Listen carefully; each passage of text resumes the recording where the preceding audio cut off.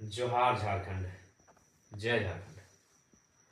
साथियों, 2024 विधानसभा चुनाव का परिणाम सबके सामने आ चुका है। झारखंड राज्य में पुनः एक बार महागठबंधन की सरकार बनने जा रही है। शुभकामनाएं उनको।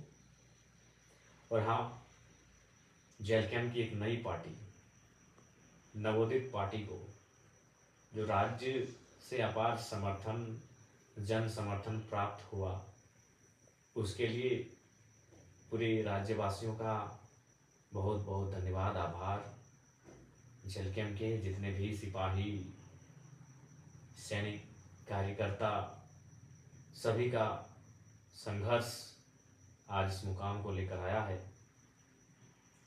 हालांकि आशाएं बहुत सारी थी और बिल्कुल वो दिखा भी, लेकिन वो क्या कहते हैं ना, हम लोग 2 साल की पार्टी हैं, अनुभव की थोड़ी सी कमी रही, लेकिन उसके बावजूद जो परिणाम हम लोग लेकर आए हैं आसान नहीं है। ये फर्स्ट जनरेशन पॉलिटिक्स है। फर्स्ट जनरेशन पॉलिटिक्स झारखंड में, पूरे भारत में ऐसा इतिहास नहीं मिलेगा।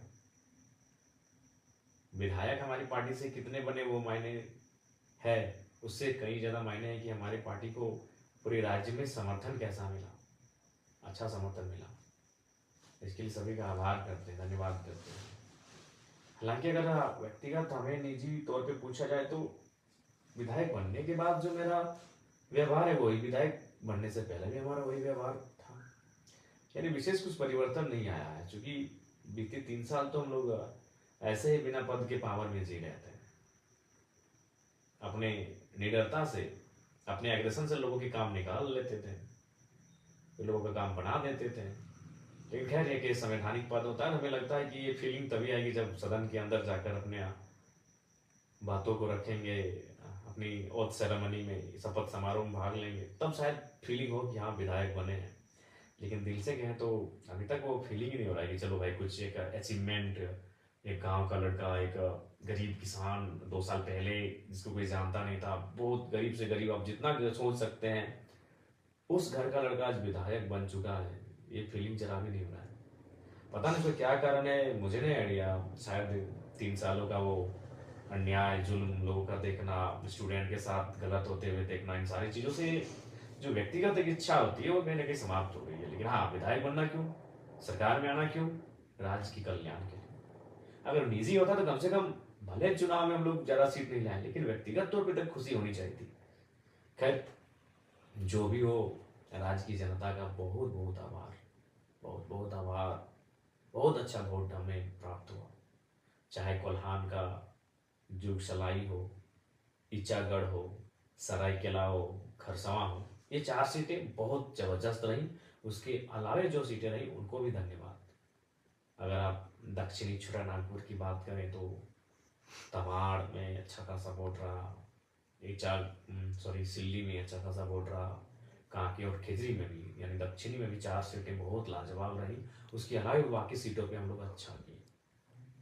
आप अगर बाकी उसके बाद उत्तरी छोटानागपुर, जो हम लोग का स्ट्रॉन्ग जोन, जहाँ हम लोगों ने डुमरी तो कर विजय फतह किया, उसके अलावे टुंडी में 45,000 के आसपास, गोमिया में 60,000 के आसपास, रामगढ़ और मांडू में 70,000। बहुत ही सरप्राइजिंग विनिंग है। हम लोग तो माने जाते कि वो सीट विनिंग है हमारी, उस सीट को विन करेंगे।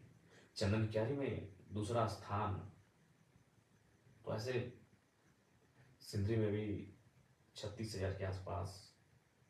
तो ओवरऑल बहुत अच्छा फीडबैक। पहला चुनाव, फर्स्ट अटेम्प्ट चुनाव, प्लस युवाओं की टीम, नए लड़के, कभी पॉलिटिक्स किए नहीं है, अगर किए नहीं तो कार्यकर्ता की हैसियत से किए हैं। एक किंग मेकर, एक नेतृत्वकर्ता की हैसियत से, जो लड़के कभी पॉलिटिक्स किए नहीं हो, जो बहनें, वो जो महिलाएं, वो हमारी राजनीतिक दल में सम्मिलित हैं, उसके बाद भी इतना अच्छा प्रदर्शन, ये बहुत सुनहरा। और मैं बैरमो भूल रहा था, 60,000 बैरमो। हालांकि बैरमो की तमाम जनता का बहुत आभार। बहुत प्यार मिला। हालांकि मलाल तो रहा, असल फतह तो करने का उद्देश्य बहरमो ही था। लेकिन हम भी तो कोई 30 मार का थोड़ी है। एक दिन का कार्यक्रम दिए थे, एक ही सभा हम बहरमो में किए, हमारी हार का कारण वही रहा। 18 तारीख की शाम को अभी कितना प्लानिंग किया गया कि हमको वहाँ नहीं जाने दिया जाए, बैरमो एंट्री नहीं हो मेरा। काश अगर बैरमो में हम जिस प्रकार डुमरी में हम शायद एक एक पंचायत तक एंट्री किए थे, डुमरी में 70 का 70 पंचायत एंट्री किए थे, तो उसी प्रकार अगर बैरमो का सारा पंचायत, जरेडी का 17, पेट्रोबार का 10, बैरमो का 19, चंदरपुरा का 14, नगर में जो वार्ड है अगर सारा को विजिट कर लेते हैं तो हमें विश्वास है चुनाव हमारे पक्ष में होता और शायद 7,000 10,000 से चुनाव हम जीत जा गए होते हैं। लेकिन समय का अभाव था और हमने बैरमो के चुनाव को कार्यकर्ताओं पे ही छोड़ दिया था, जो कि अंतिम समय में निर्णय लिया था बैरमो चुनाव लड़ने का। अगर मेरी दिली इच्छा कही जाए और मेरा अगर निजी मत तो मैं पुनः दोहराऊंगा, मेरी इच्छा मांडू और गोमिया थी। गोमिया इसलिए थी कि गोमिया में हम लोग फर्स्ट थे, और कोई भी अगर अगर हम अपना निजी स्वार्थ देखते हैं तो शायद हम गोमिया को चुनते हैं। लेकिन मेरी लड़ाई आउटसाइडर्स, माफिया, आउटसाइडर्स पूंजीपति, आउटसाइडर्स दबंग किस्म के लोग जो झारखंड की राजनीति को कब्जा कर रहे हैं, उनसे भी तो मेरी लड़ाई है। और बैरमो में वो तो फिट था, दोनों आउटसाइडर्स दबंग नेता जिन्होंने केवल शोषण और जुल्म किया था झारखंडियों पे, तो वहां लड़ना मेरी वैचारिक लड़ाई थी। मैं बैरमो को छोड़ नहीं सकता था, बैरमो से मैं भाग नहीं सकता था, जबकि मुझे भी मालूम है कि उस सीट संकट में ये डेंजर सीट है। डेंजर सीट इसलिए है कि लोकसभा के चुनाव में बैरमो से मुझे 53,000 वोट मिले थे, मैं तीसरे नंबर पे था, सबसे पीछे था टॉप में। द टॉप जो 3 लीडर थे उनमें सबसे पीछे था, नीचे था। लेकिन फिर मैंने साहस किया, क्योंकि ये टाइगर का जिगरा है भाई, वो हार जीत से ऊपर की सोचता है। मैं बैरमो में इसीलिए कूदा था कि मेरा मानना है कि बैरमो जहाँ सीसीएल है, जहाँ बीसी आउटसोर्सिंग है, जहाँ डीबीसी है, तमाम योजनाएं हैं, वहाँ मैं आऊँगा तो आर्थिक न्याय की बात करूँगा। खैर बैरमो हार के भी मैं डुमरी में ही जीत के मैं देख लूंगा बैरमो को, टेंशन मत लीजिए। लेकिन अगर मैं बैरमो में आता, जैसे अभी अनूप सिंह मिस्टर जीत गए हैं, शुभकामना है उनको, वैचारिक मतभेद है, कल भी रहेगा, लेकिन जो जनादेश है उसको तो सुनना होगा, उसको स्वागत करना होगा। तो अनूप सिंह जी को हमारी ओर से बधाई रहेगी। लेकिन आप भी जानते हो क्या करेंगे, डीओ उनके भाई को, रैक उनके जीजा जी को, ट्रांसपोर्टिंग उनके साले साहब को, बहुनई को, जीजा को, साला को, भाई को। इसके अलावा अनूप सिंह जी कुछ विशेष आगे सोचेंगे नहीं। पूंजीवादी सोच के व्यक्ति हैं, साम्राज्यवादी सोच के व्यक्ति हैं, राजशाही सोच के व्यक्ति हैं, लेकिन फिर भी बैरमो के लोगों को जो भी उन्होंने निर्णय लिया है उसका भी स्वागत है। लेकिन हाँ, अगर ये आपका टाइगर जीत जाता है तो फिर बैरमो से ही झारखंड को अगर तब्दील नहीं करते तो फिर हम बेकार करते हैं। अगर हम जीत के आते हैं तो बैरमो में जितने भी वर्ग समुदाय के रहने वाले लोग हैं, हर एक वर्ग तक पहुंच पहुंच कर कम से कम एक एक व्यक्ति को तो जरूर लेके आते हैं। अनूप सिंह जी जीत गए हैं, उनकी बिरादरी के बाहर शायद ही कोई व्यक्ति आपको डीओ में, ट्रांसपोर्टिंग में दिख जाएगा। दिख जाए तो अच्छी बात है और गनीमत है। अगर हम जीत जाते हैं तो एक एक समाज के व्यक्ति को वहाँ खोज के लेके आते हैं, क्योंकि आर्थिक न्याय का मतलब ही होता है हर एक समाज, हर एक तबका के पास आर्थिक स्थिति सक्षम होना। तो खैर जो जीत गई सो बात गई। लेकिन बैरमो के तमाम साथियों का बहुत बहुत धन्यवाद कि हमने एक दिन कार्यक्रम दिया और अपने वोट 60,000 तक पहुंचा दिए। बहुत बड़ी बात है, जीत है। बैरमो में हम अपना फ्यूचर देखेंगे, है फ्यूचर हमारा। और डुमरी का तो खैर वो भावनात्मक रहा है, डुमरी का आभार। उसके अलावा सभी टुंडी रहे, गोमिया रहे, सबको धन्यवाद, मांडू रहे। लेकिन विशेषकर जहाँ से मैं लड़ा हूँ, डुमरी बैरमो के तमाम कार्यकर्ता, आप निश्चिंत रहे। जयराम कुमार महातो डुमरी का विधायक थोड़ी है। क्या लगता है कि आपको आप हमें विधायक ही मान रहे हैं? जी नहीं, आप तो हमें राज्य का नेता मानते हैं। हम राज्य की आवाज है, हम राज्य का चेहरा है। बिल्कुल आप टेंशन मत लें, हमने जीता डुमरी है, नजर बैरमो, बागमारा, टुंडी में भी रहेगी, निश्चिंत रहिए आप। हम खड़ा है, ये पागल जिद्दी जुनूनी टाइगर आपका खड़ा है, टेंशन मत लीजिए। आपके समर्पित भाव को बहुत बहुत शुक्रिया, बहुत समर्पण आपने दिखाया चुनाव में। और हाँ, हाँ, कहेंगे कि थोड़ा जुलूस वगैरह जो है इसको थोड़ा कट आउट कीजिए और कोशिश कीजिए काम पे लग जाए। और अगर आप जुलूस निकालते हैं तो अपने पंचायत में दिन को निकालिए, रात को बिल्कुल भी नहीं। दिन को निकालिए और कोई भी हमारे कार्यकर्ता है, किसी प्रकार का ऐसा कुछ मतलब नहीं करेंगे जिससे कि पार्टी की छवि धूमिल हो। और विशेषकर जेएमएम के साथियों से कहेंगे, देखिए चुनाव 20 वर्षों तक जनता ने आपको जनादेश दिया था। अब उसी जनता ने अगर आपको जनादेश नहीं दिया है तो उसका सम्मान कीजिए। हार के बाद आपके कुछ कार्यकर्ता देखें, कुछ घटनाएं ऐसी घट रही हैं, हम चाहेंगे कि बदले के भाव से नहीं, बदलाव के भाव से मिलकर काम करते हैं। आइए जन्म के साथ ही डुमरी में मिलकर काम करते हैं, तमाम योजनाओं को गांव गांव तक, खेत खलिहान तक पहुंचाते हैं। और ये सभी संभव होगा जब वो क्या करते हैं ना, मिलकर काम करते हैं। पक्ष विपक्ष चुनाव में फिर देख लेंगे, आलोचनाओं को फिर चुनाव में देख लेंगे। चलिए अभी डुमरी के लिए आगे हाथ बढ़ाते हैं, मिलकर काम करते हैं। सभी से आग्रह होगी और विशेषकर युवाओं आपसे कहेंगे, आज आप जयराम महतो को अपने स्क्रीन में देख रहे हैं वीडियो के माध्यम से। ये वही जयराम महतो है जो 2 साल पहले यही तोप चांची और जिस डुमरी से मैं विधायक बना, वही डुमरी जहाँ से बसें निकल कर आती थी, बसें गुजरती थी वहाँ से। उन बसों का नाम आनंद बस, शिवम, बुंदेला, विजय, पम्मी, राजू, निर्मल, ऐसे 1 दर्जन बस हजारीबाग होते हुए धनबाद और धनबाद होते हुए हजारीबाग आवागमन होता था। उन बसों पे हम लोग झगड़ा करके चढ़ते थे, भाड़ा नहीं देंगे, 2 रुपया से ज़्यादा नहीं देंगे, 5 रुपया देंगे। और हार्डली गिरफ्तार आते थे 10 रुपये। 2 रुपया से वो कहानी शुरू हुई थी, 5 रुपया से होकर 10 रुपया तक पहुंची थी। अभी क्या भाड़ा है मुझे नहीं पता, चूँकि अब तो हम लोग मान के चलिए दोस्तों के स्कॉर्पियो में चलते हैं। 40 रुपया है, यानी आज 40 रुपया हो गया है भाड़ा। और मेरा मैंने 2 रुपया से शुरुआत की थी बसों का सफ़र। एक इंटर ऑफ साइंस के स्टूडेंट जब राजगंज ट्यूशन जाते थे, अब 2 साल पहले की बात करें, आंदोलन से पहले, तो यही मैंने अपने मास्टर्स को कंप्लीट करके पीएचडी को ज्वाइन किया था। यानी जो लड़के को आप देख रहे हैं आज एक विधायक के रूप में, ये लड़का कल्पना सोरेन जी की तरह कोई राजघराने से नहीं, पाकुड़ की जो विधायक बनी आलमगीर आलम की अर्धांगिनी, उनकी तरह कोई राजघराने की नहीं है। मेरे हिसाब से राजघराना मतलब विधायक का घर, मैं उसको राजघराना कहता हूँ। सुन लीजिए पहली बात को। पूर्णिमा साहू जी जमशेदपुर से जीती, जो रघुवर दास की पुतोहू है, मैं उस राजघराने से नहीं हूँ। तो जयराम कुमार महतो को बड़ी करीब से आप देखिए। आज से महज 3 साल पहले मेरी तस्वीर शायद सोशल मीडिया में होगी, जाके देखिएगा। एक दुबला पतला सा लड़का, मासूम सा लड़का, मासूमियत चेहरे में, आंखों में एक सपना कि कुछ करेंगे। वो सपना कुछ बनने का, कि गरीब परिवार से संबंध रखते हैं, बहुत खर्च हुआ है पढ़ाई लिखाई में, तो कुछ बने। क्या बने? कुछ भी। कोई बहाली आए उसको भरे, टीचर की बहाली हो, प्रोफेसर की बहाली हो, और उससे पहले जब पीएचडी नहीं किए थे तो उससे पहले सीआरपीएफ की बहाली हो, आर्मी की बहाली हो, रेलवे की बहाली हो।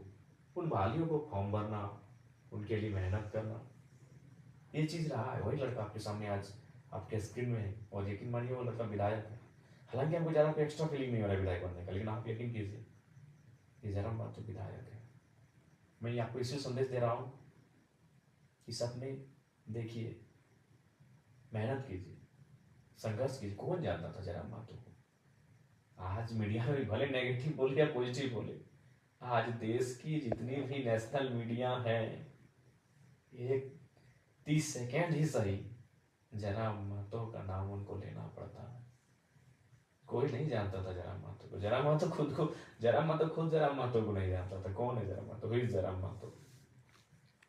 क्या था दिनचर्या हमारा? सुबह मॉर्निंग में उठना,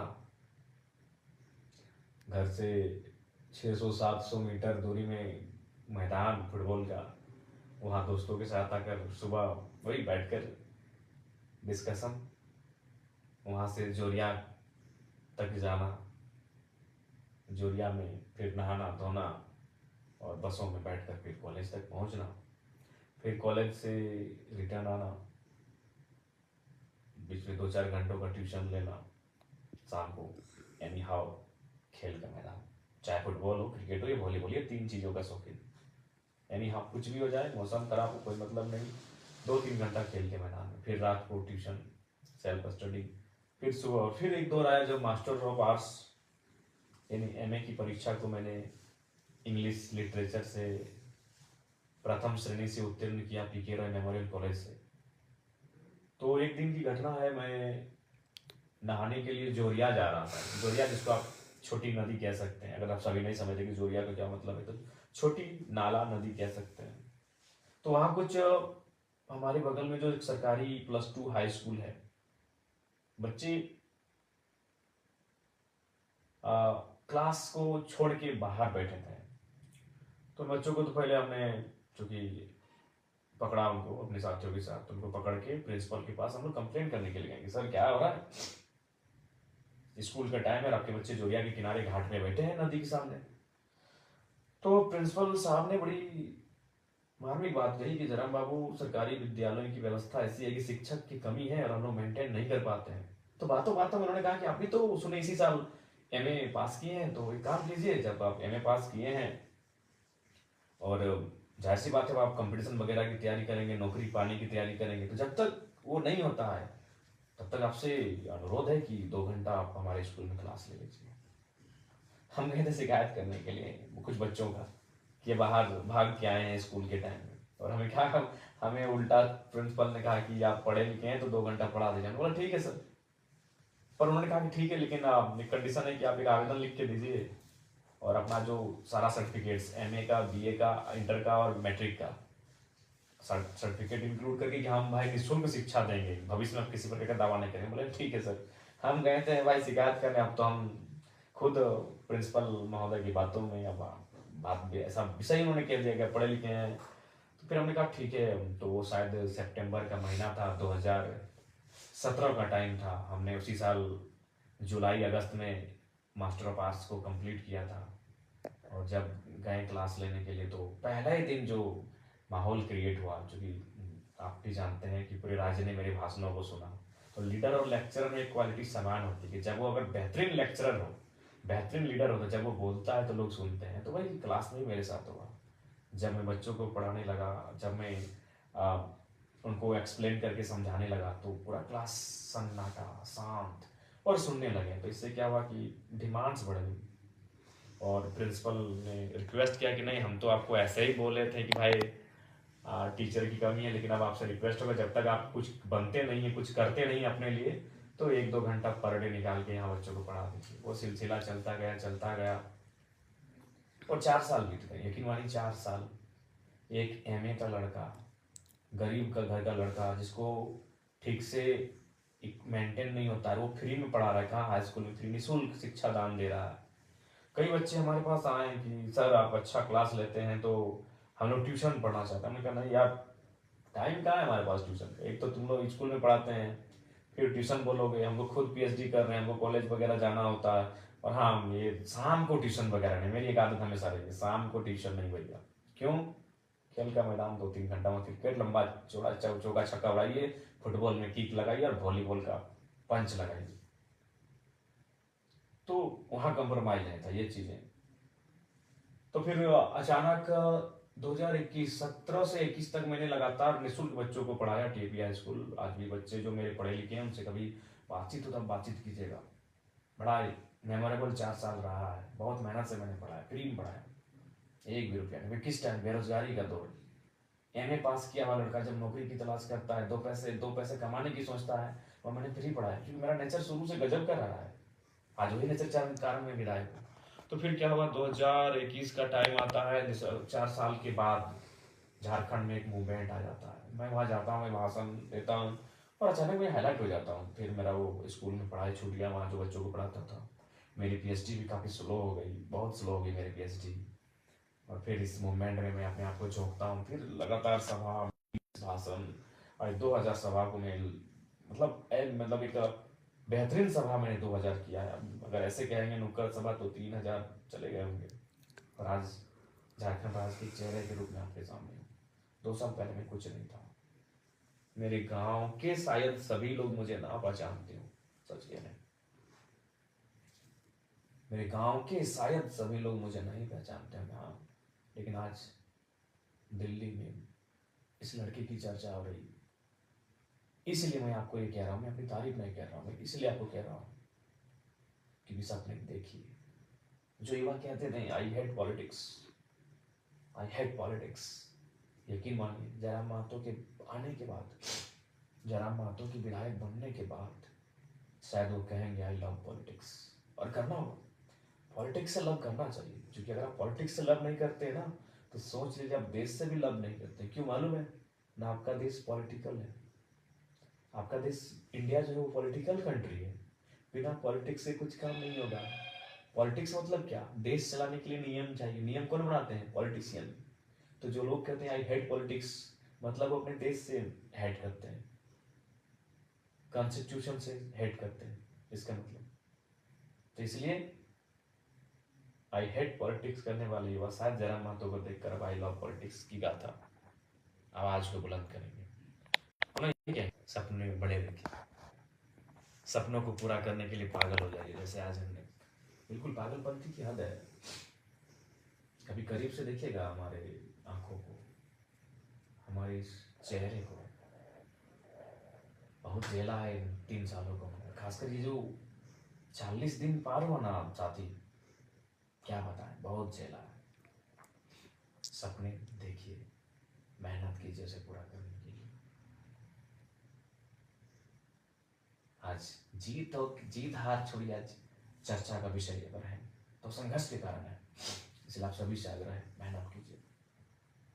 पुनः डुमरी और बैरमो को धन्यवाद, क्योंकि मैं वहां से स्वयं प्रत्याशी था। बाकी तमाम झारखंड को धन्यवाद, क्योंकि मेरी पार्टी के तमाम जो कैंडिडेट्स रहे उनको बहुत जोरदार समर्थन मिला। सबको धन्यवाद। जोहार, नमस्कार, आदाब, जय हिंद, जय भारत, जय झारखंड। और बस यही कहेंगे, सबका शुक्रिया। मिल के काम करते हैं। जय वालों को भी कहेंगे, ये आपसी मनमुटाव को छोड़िए। 20 साल आपने संभाला, अब अगर जनता ने मौका दिया है तो चलिए साथ चलते हैं। सबको जोहार।